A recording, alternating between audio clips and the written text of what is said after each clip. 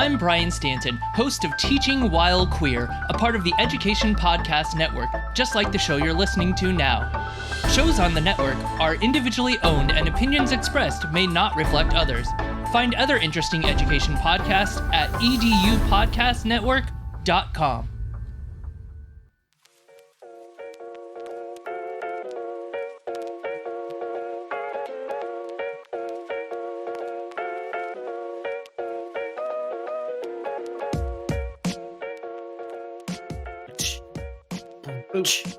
That's so on beat. It's nailed it. Welcome. It's the High Tech Podcast, where we obviously don't do music well. That is that's our thing. This is, if you're listening for the first time, the High Tech Podcast is all about just not doing music well. That's what we talk about. It's literally just about Will and I. No, High Tech Podcast. We talk about ed tech, technology, all that fun stuff. And my name is Josh Schwartz. I am one of the hosts of the High Tech Podcast, joined by the one, the only. Some call him a ninja. Others call him a hero. Some call him names I can't say on the podcast. Here is my co-host, William Illingworth. Wow, what an intro. And you're right, we do keep this episode without the explicit flag, so let's not go for the rest of the names. Exactly. We won't go for the rest of that. You know, I felt like that was my best Will intro ever on an episode. I felt like that was solid, right? Like like that 5 was stars. That was cool. Yeah, if you guys could go rate my intro online, I don't know where you can do that, but if you could, 5 stars would be great. I mean, maybe rate this episode. That's probably the better way to do that. Yeah, right? Yeah. All that stuff. Exactly. Yeah, all that stuff. Yeah, bells, whistles, buttons. Cool. Welcome, folks, to the High Tech Podcast. We are in it for another week of high tech hijinks and craziness. We are, I'm just gonna jump right into it, because we've had you in a crazy last couple days. We've had some interesting weeks here. Let's just jump right into this. We are going to be joined by the one and the only Christie Cloud. Yeah, that's right. She's joining us for this episode again. It's been a while, and this is one of those moments on the High Tech Podcast. It's been so long that the last time we had her on the podcast, she was Christy Thompson. She has That's true. Been married. Oh wow, I forgot about that she got married after she was on the podcast last time. Now she's all up in the clouds and stuff. We gotta bring her down to earth. Nailed it. Perfect. I bet she's never heard that joke ever before. So sorry, Christy. She's the one that teaches children, so they probably make these jokes all the time. Yeah, exactly. Probably. Christy was with us. When was she with us? I'm trying to look up the last time I gave you all that time and you didn't get it. I know. Well, there was loading and then you distracted me and it was a whole thing and like. Folks, no. It was a Canva episode. That's why I'm not finding her. There we go. I was typing in her name into our system and I could not find her anywhere. And that's because she was a part of the Extravacanva event, episode 100. I forgot about that. All right. Yeah. And the title, we had a lot of guests on that episode. So people's names weren't in the episode title at that point. So fun fact. Yeah. Her and Renee had joined us for that episode. Anyway, it's been a while. And here's the thing about Christy that Will and I were kind of laughing about when we were talking about this, I think in theory on the last episode before this episode, but it's been a little bit. Whenever we recorded that conversation. Who knows when we talked about that last.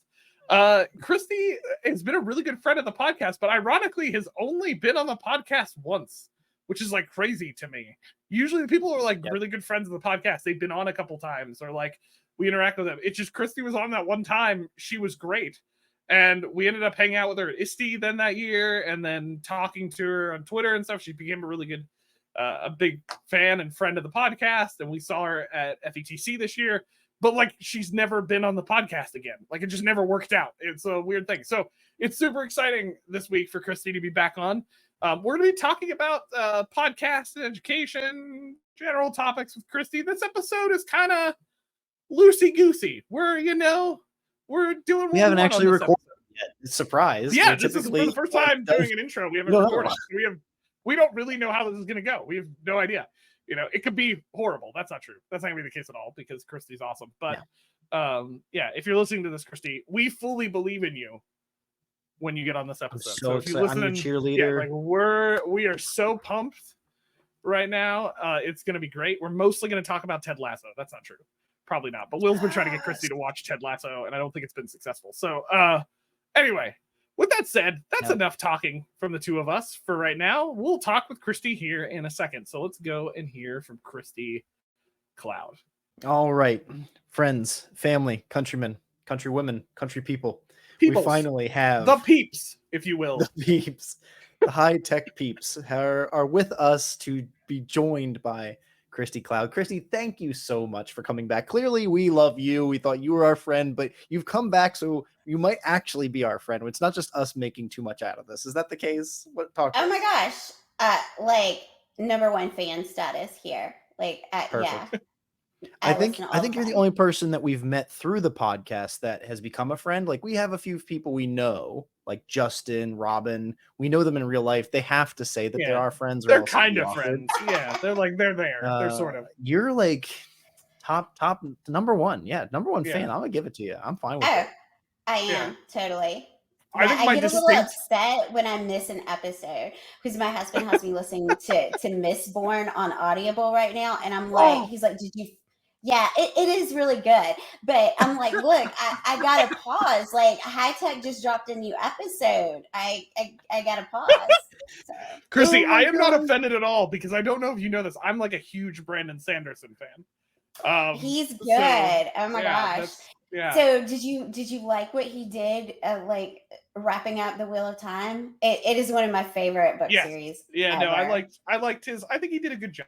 I think he did a good job coming in for Robert Jones, and that's a tough beat. Or Robert Jordan. Sorry, yeah. Robert Jordan. Goodness. I think it's a tough beat taking over a series that had been that long, but yeah, I thought he did a good job. Right. Yeah. I thought he kept a lot of the integrity of the writing style and everything. I was impressed. Yeah, for sure. So this is now the High Tech Podcast, which is just about Brandon Sanderson. So we're gonna just take that. The high lit. I don't know. That would be like a marijuana literature. We already get marijuana questions when we tell them we're the High Tech Podcast. High lit would make that much worse. Oh yeah, it totally would. But the shirts, guys, would be amazing. Let's talk about branding. Oh my gosh. Yes. Christie's showing up and she's like, have you thought about your merch strategy? I could go with this. Like, yes, I can see me rolling up to school on T-shirt Friday. Yeah. And getting sent back out for a marijuana T-shirt. Yeah, I could see that being a problem. No. It's just going to be an innuendo. It's not going to be like, it's just a leaf. The plant. Just a leaf. It has 4 prawns, not 5, right? Yeah. I mean, botany. It's all about botany. Yeah. Yeah, exactly. It's amazing. Well, you've honored us. I've gotta embarrass you. So you've joined us, one of the Eduguardians from Twitter these days. We have a literal famous Twitterversian, Xian. Oh, so close. Even X is catching up to Christina Aguilera. This is fantastic. Right? Everybody should hop on board. She was amazing. Tell us a second though. What's this thing that's happening right now about Eduguardians? So #Eduguardians, you are one of them. There's a bunch of folks kind of amassing on Twitter, right? So like Microsoft Designer, do you guys love? I love. Yep. Huge fan. Yep. They put out this prompt, so I mean, really, they deserve the credit. And it was like, make your own superhero. And so, of course, I should have been like, I don't know, grading papers, but I was on Microsoft Designer. Yeah, don't tell my kids.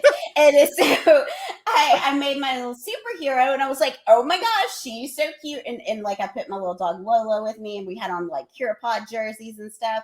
And so then I sent it to you for my Twitter besties, and I was like, guys, check this out. And so they jumped on and they did one, and it's Aileen Wallace, and she's a big Curapod fan, so hers was also in Curapod. And then Heather Brown and Alyssa Fabian, she does so much awesome stuff on Twitter, Farmer Fobs. And yeah, and actually she probably does more on TikTok at this point. She's really blowing up on TikTok. And then Larissa Black. And so like we did it, and then we like posted this, and suddenly I started getting messages in like DMs, I think they're called, like, let me use the right term, right?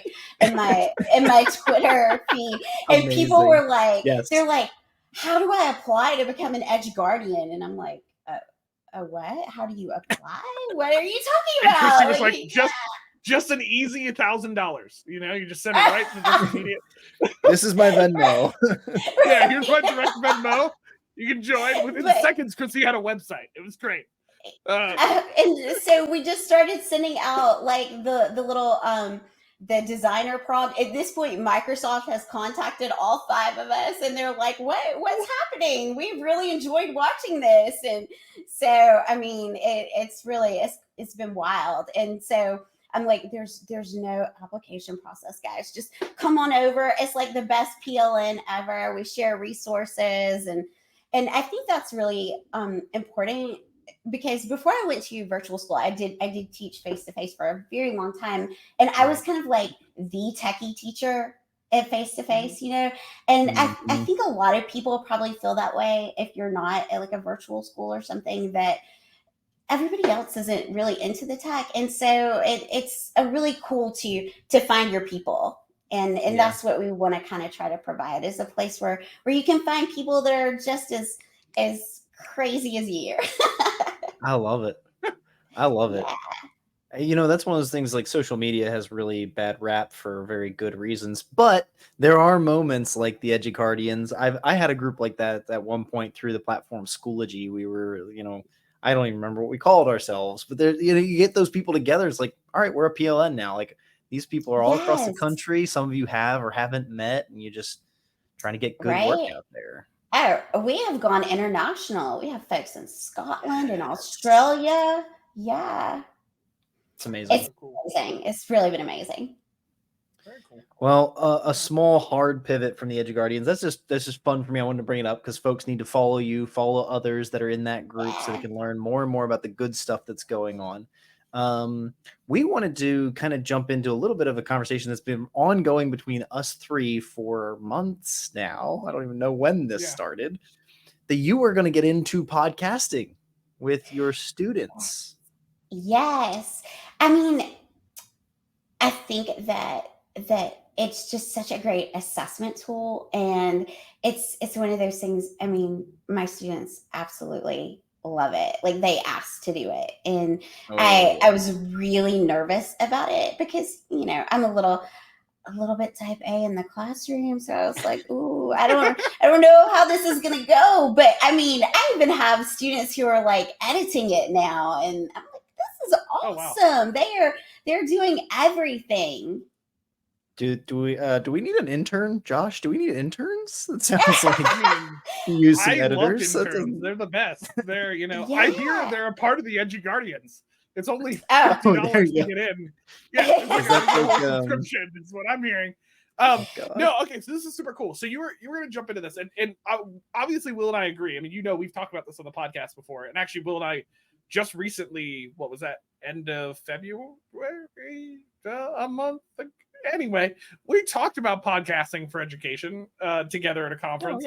And we had a lot of good conversations with educators about this. But so I know there was a grant and stuff that it was involved. So walk us through a little bit of the story. Like, how did this get started?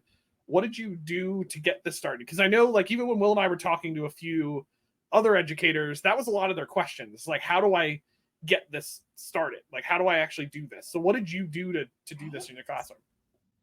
Well, and I would say that there are so many great tools out there that even if you don't have all of the amazing toys, which are, I will admit, very, very cool, like, it can be done in your classroom. But there was a grant opportunity, and I was like, I like fun toys. My kids like fun toys. Let's get some fun toys. And so I talked to you, like, you guys, and I talked to some other folks. Chris Nessie and Stevie Frank were very helpful. And I definitely think, as a total grant writing newbie, because listeners, let me tell you, when they approached me about, do you want to come on and talk about the podcasting grant? And I was like, there's a lot of stuff, like, I feel like I'm pretty good at, but I've literally written one grant, that, like, I am not an expert here. And then you guys are like, no, that's what we want. And I'm like, oh, well, if that's what you want, I am there, because that is, here's the red carpet. Yes. If it makes you feel better, Christie, you've written one more grant than I have. So, well, that's you're already ahead of probably, I don't know if Will wrote a grant, but let's pretend Will didn't write a grant. So you're one ahead of Will and I. You haven't? Oh, okay, perfect. You're the biggest expert in this digital room right now. So there you go. I feel a little bit of a flex. Yeah. Yeah, there you go. Show it off. So getting started with writing a grant, like is this something like there's a repository available in your state, or did you just Google it? Like how did you actually find the grant? Well, and there's so many opportunities. And honestly, before I wrote one, I really didn't realize just how many things there were out there. And I think that's because I mean, gosh, teachers were so busy. Like there's just not time to really like track everything down. And we have in our county, possibly, I'm gonna give him a little shout out right now, the absolute best social studies specialist in the world. Philip Sykes is amazing. And he sends out these newsletters to us. And there was a little blurb about it, like, hey guys, guess what? The state has some money and they're gonna, give out grants for projects. And if you've got something on your mind, then here's all the stuff you need. And so it was really just kind of like, Philip just kind of put it in my lap for me. He's like, here you go. And so, but since then I've noticed like GAETC, which is the educational conference in Georgia, as well as like ISTE and a lot of other like nonprofits, and there's just so many opportunities out there that I don't think teachers, or at least in my perspective, I didn't know about all of them. And there's websites you can go to. There's like and since I'm a newbie, I wrote them down, grants.gov, and like a foundation directory online, so that you can like go and search for grants that would match sort of what your idea is. Because, like a podcasting grant might not go with every grant opportunity. So it's really cool the way you can match them up with things that are kind of like your wish list. That just became my favorite .gov website. That's fantastic. Yeah, it's very cool. Do you have a list of favorite Gov websites? Is that what exactly? It's got one. It's got one just grants.gov. That's my favorite government website. Guys, let's start a Notion list. It's a Notion list time. Christie's just like getting on the best list today. She's mentioning Brandon Sanderson. We've now mentioned Notion. Christie, what's your favorite pie? Pie? Like I can't choose cake? Oh, okay. If you know, turn it back. 2 for 3. It's fine. I can leave you guys if you need to talk about Brandon. I got overly confident. That's overconfidence on the episode. It's fine. We're gonna turn back around. Okay, so you found. No, you're good. It's great. We're gonna. Now you got the grant. Yeah. Great. Okay, so you got the grant. You got the grant. What happened? What happened next? Well, lots of stuff. You guys might remember I'm big on we learn from our failures, right? Sure. I learned a whole lot from a whole lot of failures. I did get the grant, but there were a lot of unexpected little pivots that I had to make. I felt like I was on Friends and we were trying to get a couch in somewhere. It was crazy. You're right. Yeah. Nice, good job. Okay. So what were some of the pivots you guys had to make in that? What was some of the, like, without getting into all the details, what were some of the issues you came across, and how did you get by them? Okay, and this is definitely going to show my newbie status. So I'm sure somebody out there is listening to the podcast and they're like a grant writing expert, and they're probably like, what is this chick thinking? But here's what I did, because the budget is like one of the most important parts of your grant, right? Like they're not even going to look at it if you don't have your budget, and it really needs to be as detailed as possible. Well, I mean, it wasn't like from the school, right? It was from the state, and the directions didn't really say anything about where I needed to get the stuff. So I just hopped right on over to Amazon because, like I I have a lot of love for Amazon. And so, here I am setting up my budget. I've got it all going on. I've got all this stuff on there. And, if Amazon doesn't have it, you don't need it. Okay. So I had everything that I needed, and it was at phenomenal prices. And I submitted it, and they approved it. But here's where my Navy status comes in. Once the state provides your grant, it then goes to your district, and so then your district is kind of in charge of it in the allocation of it. And so we have preferred vendors, and Amazon is not one. But Jeff Bezos, if you're watching, I just got to say, if you could get into the education game, like the amount of it would blow up. I know Amazon's big already, but I'm telling you, Jeff, this is like an untapped market. If there was like an edu Amazon, hypothetically, eduamazon.gov, it might make it on the list. Right? Maybe. I just love this moment where Christie's all about our little podcast, our great listeners. We love this space. And then she's just like, by the way, Jeff. Hey, Jeff. Joe, come here. By the way, come here, Jeff. I got some news for you. She's in luck because Jeff, ironically, is our favorite second listener. It's Christie and then Jeff Bezos.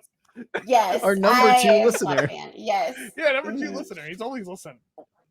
Well, Jeff and I need to chat because I really think it's an untapped market that he could really benefit from. Oh my gosh, yes. Obviously, he's struggling. Right, he needs a little more. Yeah. So the first thing my district did was like, oh, hey, Christy, guess what? You can't order any of this stuff from Amazon. And I was like, oh, okay.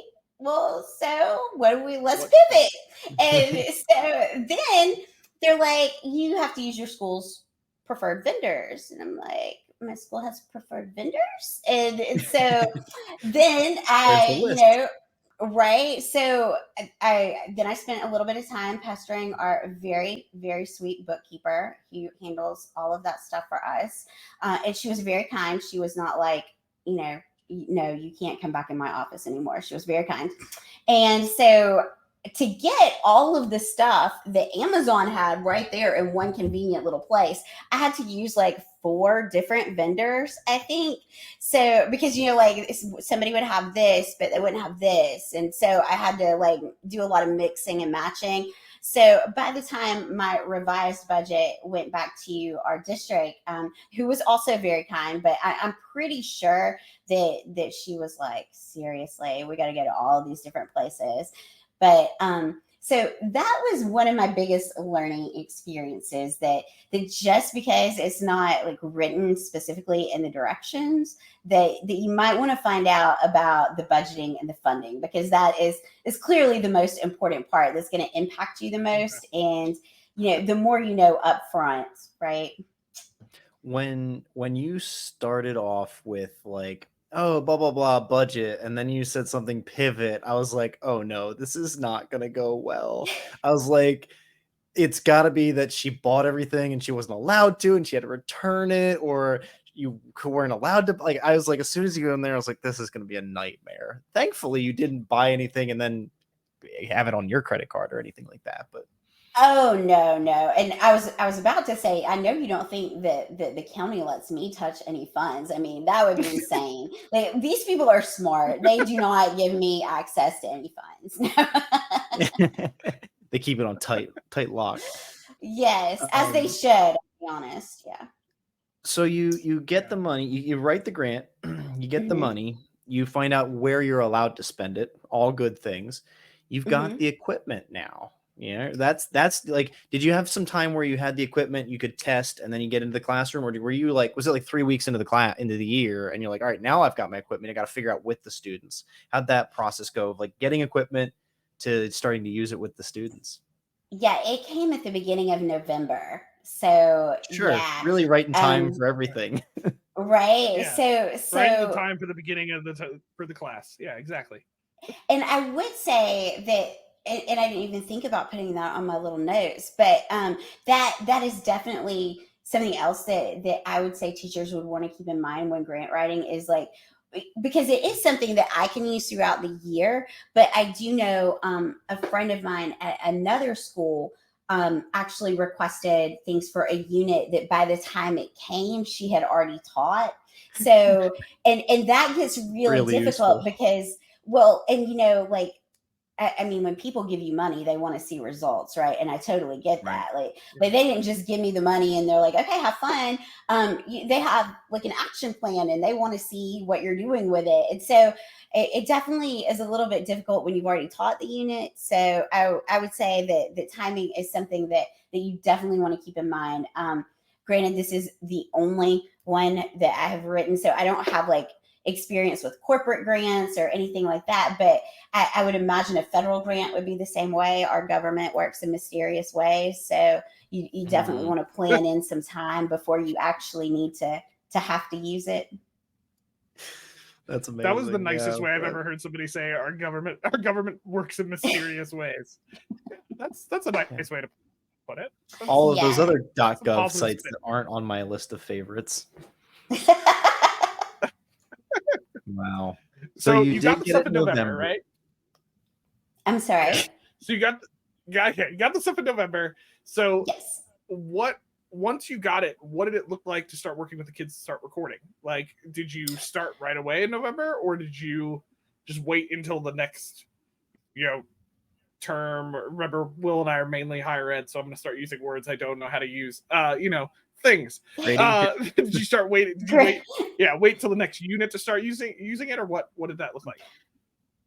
Well, and again, and it's probably because I learned so much from my failures. It is definitely one of the things that I like to stress with my students is that we learn so much from our failures. And so I was really nervous because I do get a little type A in the classroom. I was like, oh, how's this going to work? And I mean, I think you guys saw the pictures. I think we chatted about it after I posted the picture of all of my y'all. I got like top notch stuff. I mean, I got like a Rodecaster Pro 2, and I mean, it's just really, really, really good stuff. Really great equipment. And I was like, this, there's a lot of buttons and they change colors and it's a little scary. Like, what do I do with this? There's a lot to work with. Yeah. And so luckily we have YouTube, and YouTube has fantastic videos on all of this equipment.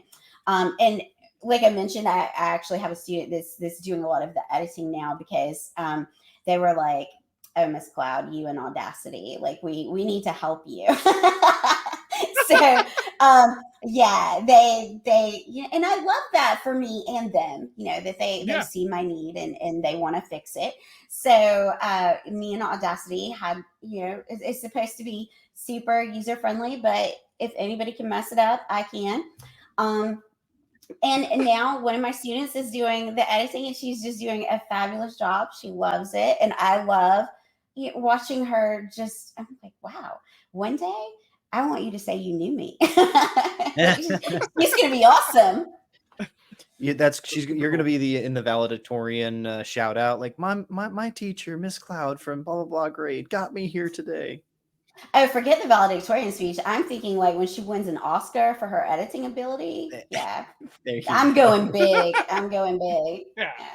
And when she's sitting right next to Jeff Bezos, then she can pitch the finally, and then it's a full circle. There it is. There it is. I see it now. I see the dream. That. Yes. We've planted the seeds. Yeah, it's gonna happen. That's amazing. Yeah. So I'm curious. We've looked at some of the stuff you showed us the pictures of the equipment, and we've heard a little bit about it, but I'm realizing we might want to back up just a second and go, what did you actually have your students record? So you were doing some of the editing and stuff, but what were they podcasting about? How did you use podcasting in the classroom once you got past that like intensity of lots of colors of buttons, which Will and I have had? So don't feel bad. Will and I regularly screw up digital buttons, so whatever happens. Even today. How did you use it in the classroom? What did you get them talking about? Well, I do teach Georgia history, and that's where I wanted to start. Like, I eventually want to bring it to my 7th graders too in world geography, but I was like, my 8th graders, I have there's a word for it, like moved up with them since they were in 6th grade. So I feel like when they leave for high school, I might cry. I will definitely cry. But they've been with me and I've been with them, and so I was like, okay, this is our comfort zone. I can try it out with them. So we do the Georgia Peach Cast, and we do a Cure Pod. Y'all know, huge Cure Pod fan, right? So we start with a Cure Pod to really focus on what we want our topic to be about. So because it's theirs, and I don't want it to be like, look, guys, this is what we're doing, and here's what you're doing, and here's what you're doing, and let's make this work. Like, I want them to buy into it, and the best way to do that is to provide them with that ownership. And it's amazing the work that I've got out of them.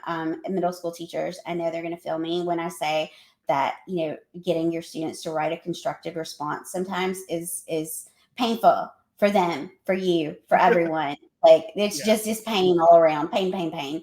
And when you do podcasting research, guess what you're doing? It's like a constructed response. So, and they're so excited about it.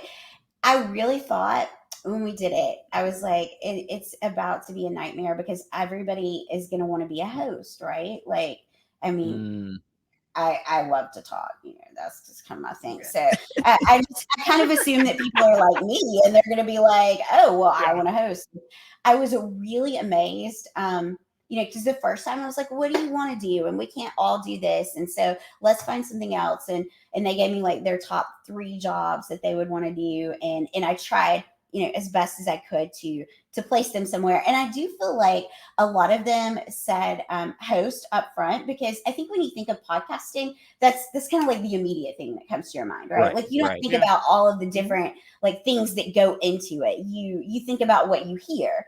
And so we talked about some of the other different things, and some people built our website. We've got a really cool little website for it. And we've got a social media little team, and they do like our little banners and our little, things that we put on our school website about when we have new episodes coming out and things like that. And I was really, really impressed after we did our first episode. I was like, okay, well, let's come back now and talk about what you did and what you want to do the next time, because if everybody wants the same thing, we'll take turns. Like, I want to be fair about this. And it was amazing. Like, so many of them were like, no, I want to try the website, or I want to try making the posters, or and so it wasn't like every single person wanted to host. It was impressive. And I was really shocked how many that I got. It was like, I want to do the research. And I'm like, am I in an alternate universe? Since when? Right? I was like, is this an alternate universe? Like, you're telling me that you want to research?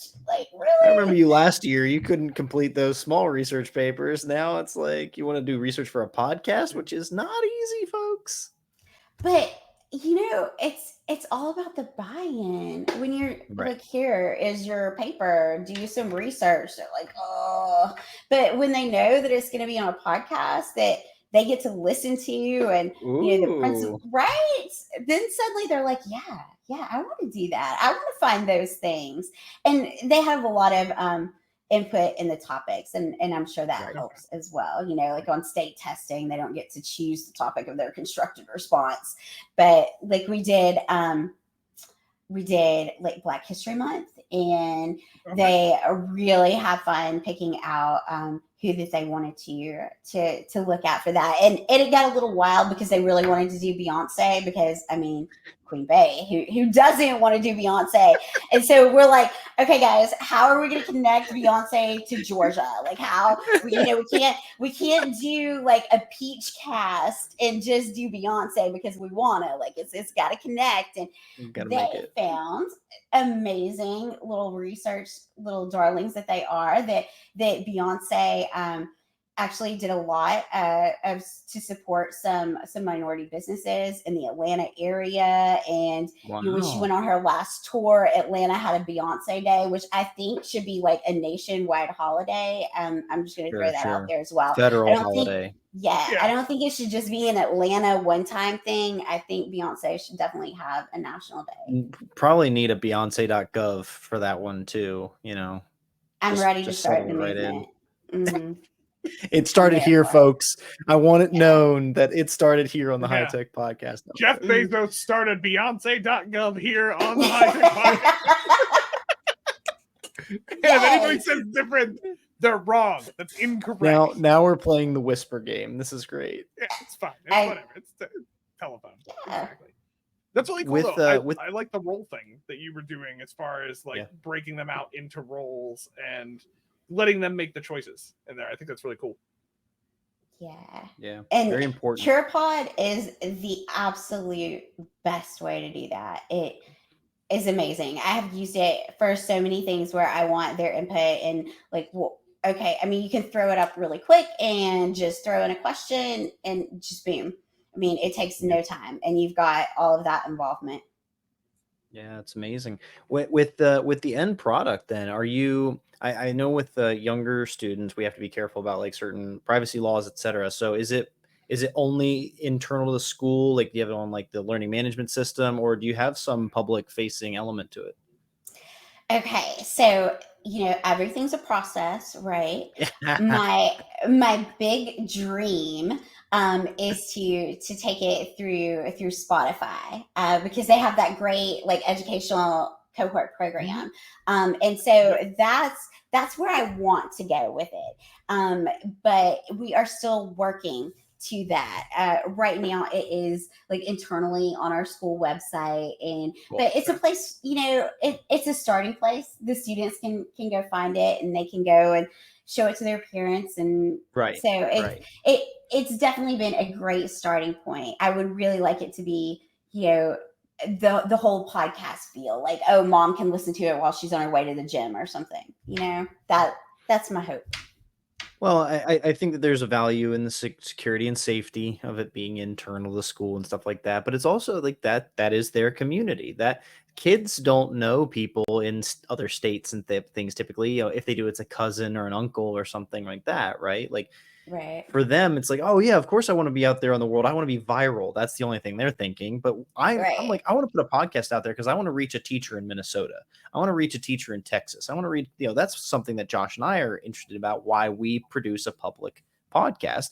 But like for kids, it is okay if they're reaching their local community, which is their classmates, parents of classmates, people through like the intramurals, anything that's through the school experience makes sense. And I think that let's get you out there. Let's give a ChristieCloud.gov someday with, how she's changed education through podcasting. But in the meantime, we can keep them where they are.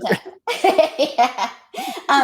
And it, even though it is a smaller selection, and just check back in with me next year. Yeah, I think I'm going to get it there.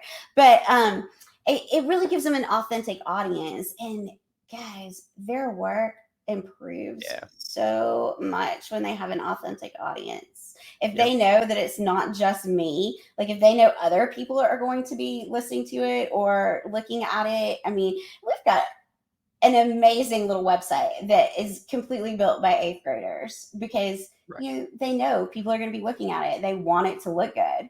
If they were just turning it into me, who knows what it would look like. The only reason I know HTML today is because I wanted my MySpace to have a cool background and play a song when people loaded the page. Like, that's the reason I got into learning any element of coding. I wanted my MySpace to be cool. That's it. MySpace for the win. I miss Tom. I mean, MySpace was amazing. I used to have the world's best polls friend on there. Yeah. Yeah, you got it. I like to believe Tom is still sitting in that picture, just smiling at everyone. Yeah. Well, since you brought up coding, I'm going to tell you guys about my new favorite thing, which is, okay, we're going to pivot for just a second, and you might have already heard of it, but oh my gosh, it's amazing. Rosebud AI. Have you guys heard of this? No. Rosebud? No. Rosebud AI. It is the most amazing thing I've seen. Now, I will say, teacher friends, you're not going to be able to use it with your students yet. The privacy and the FERPA and all of that isn't there. But y'all, it's so much fun to play with. It is amazing. What is this? Right? You can code games without knowing how to code. Like, I don't code, y'all. Let me just be real. It does not happen at all. But AI, because AI is the most amazing thing to happen to education, and I don't know when. Like with Rosebud AI, you can be like, I don't know where my code is wrong, but can you fix it? And it will. It will be like, it needs this, and boom, it'll do it for you. And boom, you've created a video game. Like, I'm gonna put it on my resume as, like a coder expert or something. I don't know what that would be.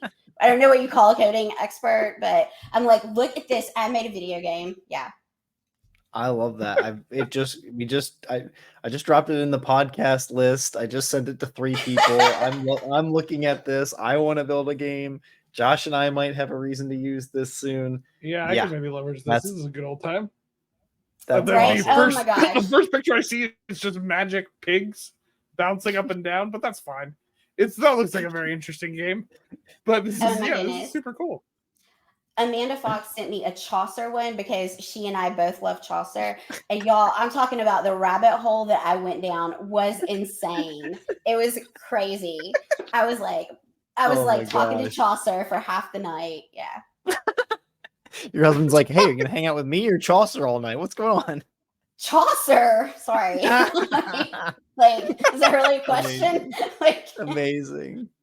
Yeah. Sorry, Jesse, right? Yeah, he understands. Cool. He is a really big nerd in his own way, so he accepts my nerdiness. Your nerddom is different from his nerddom, but sometimes they overlap, and we get to enjoy things like The Wheel of Time and Mistborn together. So yeah, exactly. Nerd brings people together. Those are all good. Well, this is all awesome on the podcast front. Keep us up to date. So there's been bumps. We've learned from them. That's great. You said it, so I'll set a reminder. Like, let's do this in a year. Let's find out where you've gone with it, where the Peachcast is. I do want to pivot very briefly off of, well, not brief. It's not a brief pivot. I am going to pivot towards a little more AI. So we just talked Rosebud AI. We have to talk that. That's amazing. But you've got something coming up, right? You've got general teachingness you're doing. I think spring break is behind you or ahead of you. Where's spring break? Behind me. Behind you. Such sadly. A nice time in Mexico. Way to remind her, love Mexico, right? But no, great memories. Great memories. Cozumel is one of my favorite places in the world. Oh yeah. Josh and I are going in June, not to Cozumel, but on a trip to Mexico. We're very excited for that. It was not about us though. I don't know how I got there. I'm sorry. Progresso. It was the first time I went to Progresso too. Yeah. It was fantastic. Very nice. Yeah. I'm going to get us back on track because I got us off track myself. What's going on with this week of AI thing? We talked about it in pre, so give us a little bit about what you're doing coming up with the week of AI. Okay, so I mentioned Amanda already. Amanda Fox. If you have any interest in ed tech, I know you know who I'm talking about. She was one of the co-authors of what I would say is the tantamount book on AI and education right now. And they did the first week of AI last year.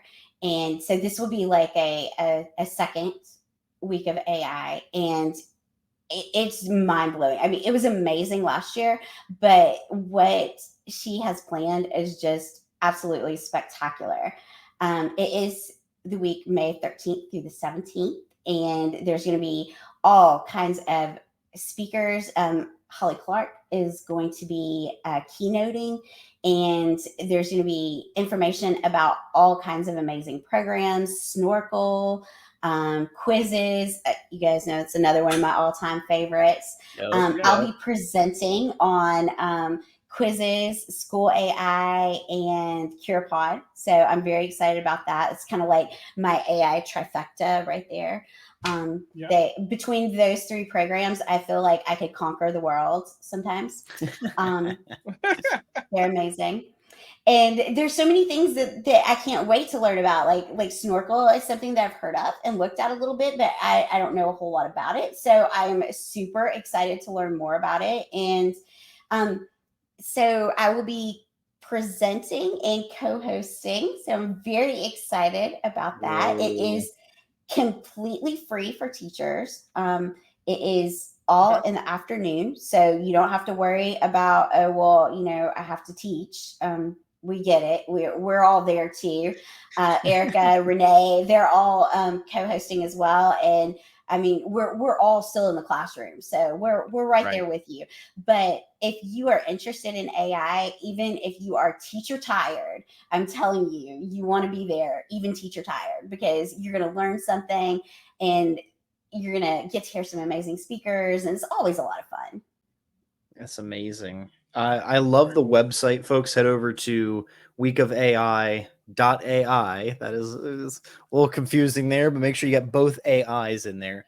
That's the website link. It has a ton of really cool, just like art, and it's all 8-bit video game-ish stuff, but it's got information on all the different reveals, all the speakers. This looks so cool and so awesome. I'm very excited that you bring this to mind. I don't know how I missed it the first time around. I'm on Twitter. I usually catch these kinds of things, but that's all right. So get over to the website, get signed up. There's some sponsors listed. There's snorkels on the main page, Almanac quizzes, Eduaid, Swivel, Worksheets AI. So it's definitely like AI through the roof with everybody who's helping get it together and attending. That is so awesome. Yeah, I'm so excited to be part of it. Well, I want to say thank you so much for bringing not only this information up podcasting. I hope folks who are listening to that take the chance to know that it's not too hard, right? I mean, you figured the grant out, newbie. You got all the equipment, newbie. You got the students started, newbie, and now you're an expert. Ooh, that might be pushing it. Like I said, some of my students were like, oh, we need to take Audacity from you. So, I mean, I don't know that I would say expert, but you know what? If it gets them doing it, then those are life skills. So I feel like it's still a win for me. Expert teacher, you didn't need to be doing all of it. So you got them involved. It's beautiful. I love to have people do my work for me. Yes. Smart. It's just smart, especially when they're your students and they're in your space and they have to do it. This is amazing. But thank you so podcasting is one of those things they are not going to feel like they have to do. If I say nothing else, if you hear nothing else I say, I'm telling you, I have not seen my students this excited about much. I mean, I teach middle school. Like, even if they're excited, they don't usually show it. They're too cool for that. And they really like it. So yeah, I definitely say give it a shot. Beautiful. All right, so we got podcasting, give it a shot. We've got Rosebud, check that out. Rosebud AI. We've got the week of AI.ai. Check all that out. Find Ladybug XIE, which would be Christie, at Ladybug Christie on Twitter and all the other socials that you participate in. Make sure to follow her. Christie, you've been such a wonderful gem to the podcast. Great friend. Thank you for sharing just even more of your wealth of knowledge with our group. Yeah. Thanks for putting up with my craziness and my squirrel moments. No, that is the podcast. It's perfect. All right, we're going to wrap the episode here in just 1 second. Hold on. All right, so we got to get our head out of the clouds at this point because nailed it. Interview has concluded. Thank you, Christie, for spending the time with us. As always, our number one fan, but also friend of the podcast. We appreciate you taking the time with us. First and foremost, grant writing is an art. There are people who are employed to do it. Yeah. And it's not easy. I have been involved in researching them. I almost tried to do a few in higher education, but I was never a part of one. I did some research, which is almost or even more complicated than grant writing. But I don't envy you that, Christie. I'm sorry that it was not as perfect as it could have been or seamless. But once you get the money and you can get the equipment, that's pretty awesome. You could, just start podcasting. I don't know if are you familiar with Abbott Elementary, Josh, the TV show? Sam watches it a bunch. I have not watched it yet a ton. Yeah. This happens to them. They get a grant and they're like, oh my gosh, Grant, what do we do? Let's start a podcasting club. And it becomes a whole bit. It is hilarious. But they come up against some of those issues of like vision, who's really the content, who's really the host. Yeah. Trying to get figured all out, keeping the hardware, finding it, etc. It's a good laugh. But I hope, folks, if you're a teacher and you're kind of listening to this, like, a grant is a great way to get really cool tech, to get some really cool things going that you can work with your students, have maybe a couple different sets of hardware so you can have different groups of learners, whatever. Awesome. But Josh and I think, I'll speak for you and you tell me if I'm wrong, are of the opinion that you do not need the really cool tech to do any podcasting. You need a microphone. If that's the Chromebooks have a microphone, or if it's cell phones have microphones or whatever, you just need something that hits record. And students can sit around a cell phone and talk to it to make a podcast. Yeah, do the grant thing. Try and reach out to somebody in your school. Try and go to grants.gov and find something. But if that's not working for you and you still want to do podcasting for education, just hit record. Find something that's got a big red button on it. Preferably not, like eject nuclear warheads or fire. Big red buttons, but otherwise. just get started with it. If it's the record button and not any of those bad ones. Yeah. So like Will spoke for me, and he's completely incorrect. I think you need the best, most expensive equipment possible to do this. I mean, clearly. I mean, no. I mean, like, let's get real for just a hot second. Some of the stuff that Christie mentioned in the episode is way nicer than what Will and I have. Okay, yep. Like the mics she was talking about, way cooler than the $50 mics we got from the Bezos man, who is, our best bud now. It is, yep. Jeffy. It is way nicer. So, like, I 100% agree. You don't need all the fancy stuff. You can get them around a phone. You can, however you want to start doing it. She mentioned Audacity a bunch of times. We've talked about Audacity on the podcast. It's a great editing platform. It is a software that you can use to do editing, and if you're like Christie, you'll be lucky enough that a student will take it away from you and do it on their own. Like that's the dream, right? That you were lucky enough that I took it and did it. Yeah, you're like, oh, I don't. Well, that wasn't luck. That was just me refusing to do it. It's different. That's a different thing. That was when we took the form for roles. I purposely did not fill out editor. Like that's different. That's choice. That's not accident. That's good. Super cool tool to use. There's easy. You can use it to record as well. There's lots of, we've talked about tools like Soundtrap before, which while it didn't work for us to do our longer form podcast, I think would be great for people who are looking for a tool to record podcasts for education, shorter podcasts. There's a lot of tools out there. Hypothetically, there's a podcast that's talked about this. Podcasting for education. I don't know if there's one out there. Hypothetically, there could be in theory, and they may have talked about it. Yeah, they may have talked about it in episode 40 of their podcast. I mean, it's just it's a hypothetical scenario. Hypothetically, it might probably two guys. Two guys. Their names might have been Gilliam and Wash or something like that. Yeah, those are clearly. That's, ironically, there is a character named Wash in a Brandon Sanderson book, so you nailed it. Like, that's basically, there's a character. No, episode 40, we talked about podcasting for education. This is an older episode. It's been a hot second. So old that it's titled Podcasting for Education and Anchor, which is no longer a thing. That's just podcasting. Anchor does not exist. Spotify for podcasters. That's what Anchor used to be.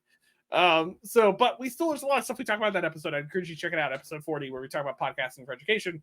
Will and I give our opinions. And like I said, Will and I talked about this at a conference just recently in February, and a lot of the stuff we talked about in that episode still holds true to today. And I think Christie shows that and what she did. She downplays her experience. Like, first of all, in the grant writing, I would have screwed that up far more than you, Christie. So if you're listening to this part, just know we would have definitely screwed that up much worse. So I think, like, you nailed that part. And also the podcasting parts of it. She let the students choose their roles. She let them take ownership of it, and then let them have fun with it. Like that, it's all the stories we hear. I mean, Will, when you and I talked about this in that conference in February, there were luckily two people who showed up to the session who had way more experience than Will and I. So they talked for a little while about it, and it was really cool. They were sharing the same stuff. Students taking ownership of stuff. It is different when a student is doing something for an authentic audience. You as a teacher are not an authentic audience. They don't have to care what you think after they get out of your class. Like that's basically all that matters. But when it becomes like the public or it becomes groups of people, I think it helps them own that better, like Christie said. So I think that's a super cool idea. And so whether you do what Christie did, find a grant or get some cool equipment with lots of cool colored buttons, we all like that. I'm not saying don't do that. If you can do that, do that. That's great. And if you'd like to sponsor the High Tech Podcast and send us one, our email is inbox@hightechpod.us, and we would gladly receive a Rode Microsoft wow. Rode Wow, Microsoft. wow. Whoa. Rode I would take that too if it existed.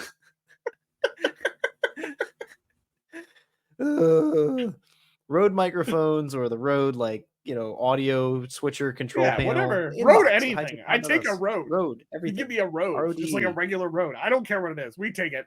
We're not a Rode hat. I'll wear the hat. I don't care. I don't know. We're not picky. You can email us at inbox@hightechpod.us. If you have a Notion page where you keep your favorite .us websites, you should put hightechpod.us on that, and you should email us. You know? See how I brought that around? That's well done. That's well done, buddy. Connection.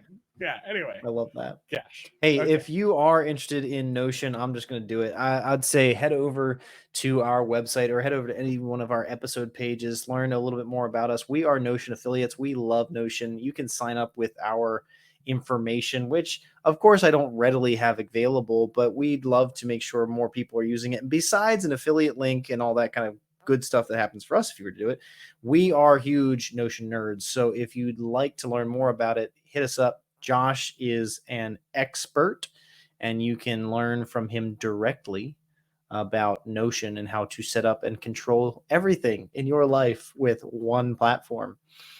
Yeah. Until you do that, let's wrap this. We have been through episode 146. Thank you again, Christie. Love having you on the podcast. You will be back before another 46 episodes. That's our bad. Next episode is episode 147, and that is Archer. We're going to learn a little bit more about one of many AI tools that are out there right now, but Archer specifically addressing the issue of math instruction, math education with a math tutor. Very excited to reveal this one, get this out to more folks, because personally I was not a big fan of math as a young person. I struggled with it. Josh reveals some points of his experience with that in the episode. So Math and I are not check friends. it out. Yeah. I am it out. better Episode friends with 147 next Beyonce week. than I am with math. I'll just leave that be.